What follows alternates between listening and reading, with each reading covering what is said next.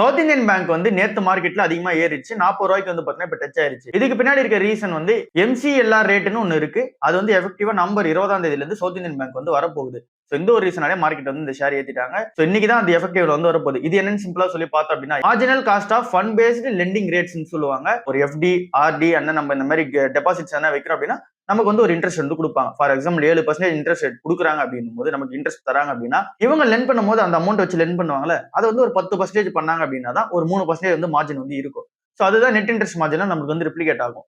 So அந்த மாதிரி இவங்க எவ்வளவு வந்து லோன் கொடுக்கணும் அப்படின்றத வந்து டிசைட் பண்றதா இந்த ரேட்ஸ்ன்றது. ஓவர் நைட் லெண்டிங்கா இருந்தா 8.15%, 1 மந்த்க்கான லெண்டிங்க்கு வந்து 8.60%, and then 3 years 6 month and then 1 இயருக்கு மேல போகுது அப்படின்னும் போது 9 சம்திங் வந்து பாத்தீங்கன்னா பர்சன்டேஜ் வந்து இருக்கும்.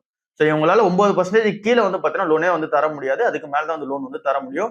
ஸோ இந்த டியூரேஷன் வந்து இவங்க லோன் எடுக்கிறாங்க அப்படின்னும் போது இது வந்து ஒரு மந்த் வந்து பாத்தீங்கன்னா ரிவைஸ் பண்ணிட்டே இருப்பாங்க. இப்போ புது லோன்ஸ் வருது அப்படின்னா அதுக்கு வந்து இதுதான் எஃபெக்டிவான ரேட். ஸோ இது கீழே வந்து பாத்தீங்கன்னா தர மாட்டாங்க. ஏற்கனவே கொடுத்துருக்க லோன்ஸ் எல்லாத்துக்குமே 1 இயர்ஸ்க்கு ஒன்ஸ் வந்து பாத்தீங்க அப்படின்னா ரிவிஷன் டேட் வந்து இருக்கும். அந்த ரிவிஷன் டேட் அப்ப இந்த ரேட்ஸ் கீழே வந்து பாத்தீங்கன்னா எடுத்துட்டு வந்துருவாங்க. ஸோ இப்படிதான் இந்த MCLR வந்து ஆக்ட் ஆக போகுது. ஸோ இது வந்து சவுத் இந்தியன் பேங்க் ஒரு பெரிய அப்டேட்டா தான் வந்து இருக்கு.